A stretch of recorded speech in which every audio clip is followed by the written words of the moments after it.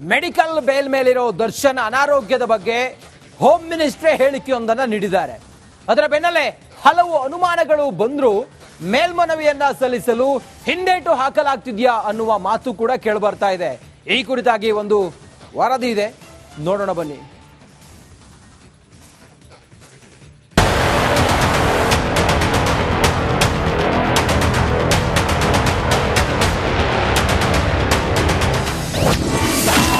ದರ್ಶನ್ ವಿರುದ್ಧ ಮೇಲ್ಮನವಿ ಸಲ್ಲಿಕೆಗೆ ಮೀನಾಮೇಷ.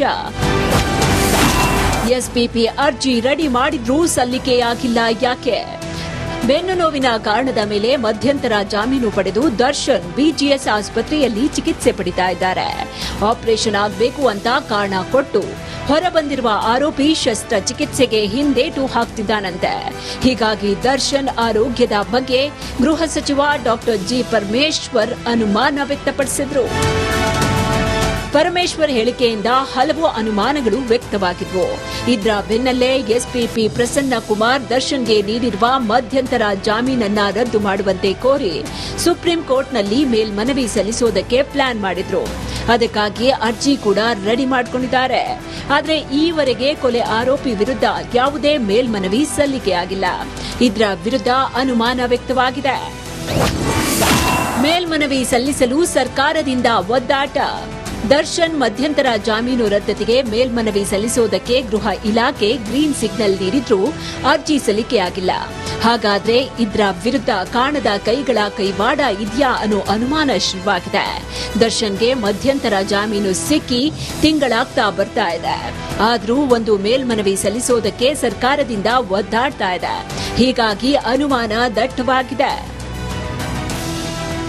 ಮೇಲ್ಮನವಿ ಸಲ್ಲಿಸೋದಕ್ಕೆ ಯಾಕಿಷ್ಟು ಹಿಂದೇಟು ಹಾಕಲಾಗ್ತಿದೆ ಅನ್ನೋ ಚರ್ಚೆ ಹೆಚ್ಚಾಗಿದೆ.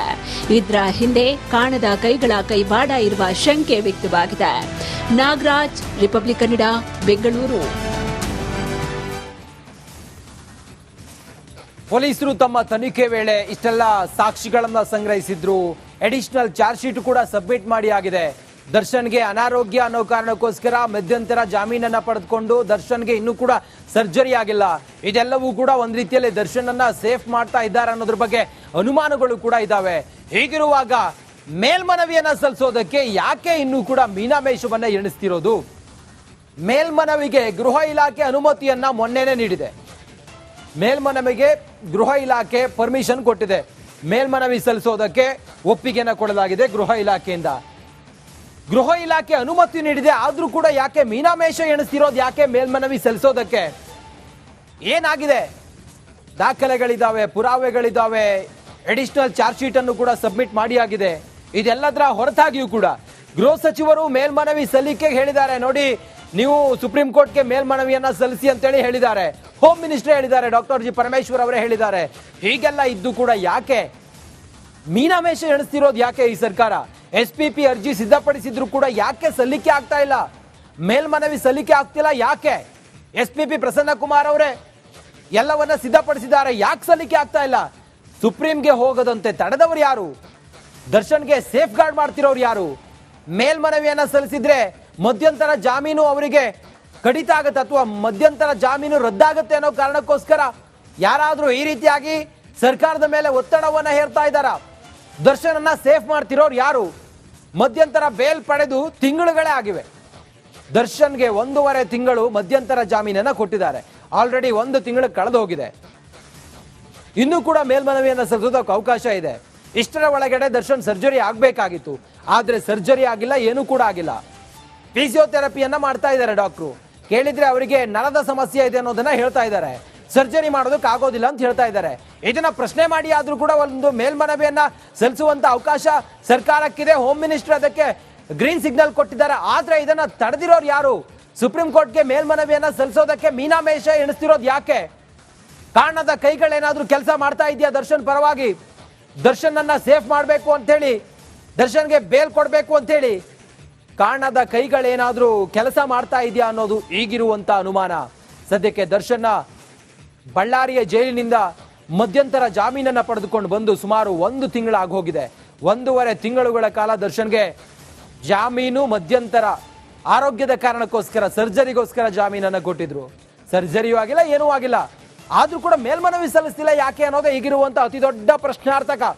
ಇನ್ನಷ್ಟು ಮಾಹಿತಿಯೊಂದಿಗೆ ನಮ್ಮ ಪ್ರತಿನಿಧಿ ಮಾದೇಶ್ ಈಗ ನೇರ ಸಂಪರ್ಕದಲ್ಲಿ ಜಾಯ್ನ್ ಆಗಿದ್ದಾರೆ. ಮಾದೇಶ್, ಯಾಕೆ ಡಿಲೇ ಮಾಡ್ತಿರೋದು? ಯಾಕೆ ಇನ್ನಿರೋದು 15 ದಿನ ಮಾತ್ರ, ದರ್ಶನ್ನ ಮಧ್ಯಂತರ ಜಾಮೀನು ಅವಧಿಯೇ ಮುಗಿದು ಹೋಗುತ್ತೆ, ಆದ್ರೆ ಮೇಲ್ಮನವಿಯನ್ನು ಸಲ್ಲಿಸಿಲ್ಲ, ಎಲ್ಲ ರೆಡಿ ಇದೆ, ಯಾಕೆ ತಡಿತಿರೋರು ಯಾರು? ತಡೆ ಹಿಡಿದಿದ್ ಯಾಕೆ? ಏನ್ ವಿಚಾರ, ಏನ್ ನಡೀತಾ ಇದೆ ಇಂಟರ್ನಲ್ಲಿ? ಮಾದೇಶ್.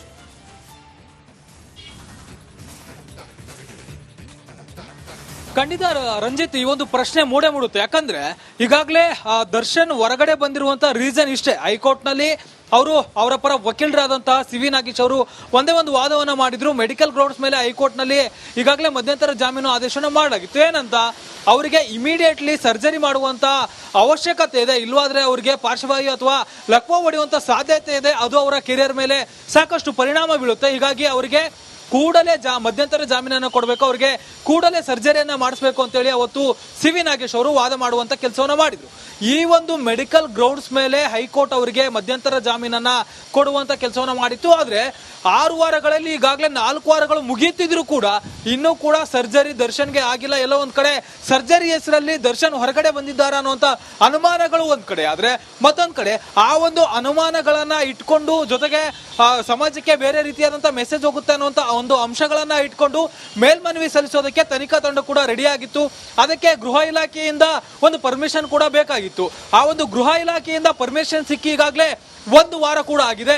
ಆದ್ರೂ ಕೂಡ ಯಾಕೆ ಮೇಲ್ಮನವಿ ಸಲ್ಲಿಸೋದಕ್ಕೆ ಇಷ್ಟು ಡಿಲೇ ಆಗ್ತಿದೆ ಅನ್ನುವಂಥದ್ದು ಮೇಲ್ನೋಟಕ್ಕೆ ಸಾಕಷ್ಟು ಅನುಮಾನಗಳನ್ನು ಮೂಡಿಸಿದೆ. ಎಲ್ಲೊಂದ್ ಕಡೆ ದರ್ಶನ್ಗೆ ಕಾಣದ ಕೈಗಳು ಹೆಲ್ಪ್ ಮಾಡ್ಲಾಗ್ತಿದೆಯಾ ಅನ್ನುವಂಥ ಅನುಮಾನಗಳು ಕೂಡ ಮೇಲ್ನೋಟಕ್ಕೆ ಗೊತ್ತಾಗ್ತಿದೆ. ಯಾಕಂದ್ರೆ ಇಲ್ಲಿ ಈ ಒಂದು ಪ್ರಕರಣದಲ್ಲಿ ಆರೋಪಿಗೆ ಏನಾದ್ರೂ ಫಿಸಿಯೋಥೆರಪಿ ಕೊಡೋದಾಗಿದ್ರೆ ಅವತ್ತೇ ಅಲ್ಲೇ ಬಳ್ಳಾರಿಯಲ್ಲೇ ಕೊಡಿಸಬಹುದು ಅನ್ನುವಂಥ ಕೋರ್ಟ್ ಕೂಡ ಒಂದು ಅಭಿಪ್ರಾಯವನ್ನು ವ್ಯಕ್ತಪಡಿಸುವಂತ ಕೆಲಸವನ್ನು ಮಾಡಲಾಗಿತ್ತು.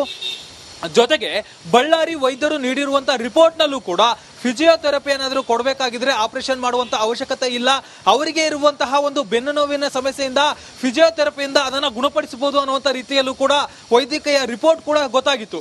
ಇದರ ಬಗ್ಗೆ ಹೈಕೋರ್ಟ್ ನ್ಯಾಯಾಧೀಶರು ಕೂಡ ಅದ್ರ ಬಗ್ಗೆ ಆ ಒಂದು ರಿಪೋರ್ಟ್ ಅನ್ನ ಉಲ್ಲೇಖ ಮಾಡಿ ಫಿಸಿಯೋಥೆರಪಿ ಅಲ್ಲಿಯೇ ಕೊಡಿಸಬಹುದು ಅನ್ನುವಂಥ ಅಭಿಪ್ರಾಯ ಕೊಟ್ಟಾದ್ರೂ ಕೂಡ ಅವರು ಇಮಿಡಿಯೇಟ್ಲಿ ಸರ್ಜರಿ ಮಾಡ್ಬೇಕಂತೇಳಿ ರೀಸನ್ ಅನ್ನ ಕೊಟ್ಟು ಮಧ್ಯಂತರ ಜಾಮೀನನ್ನ ಪಡೆದಿದ್ರು.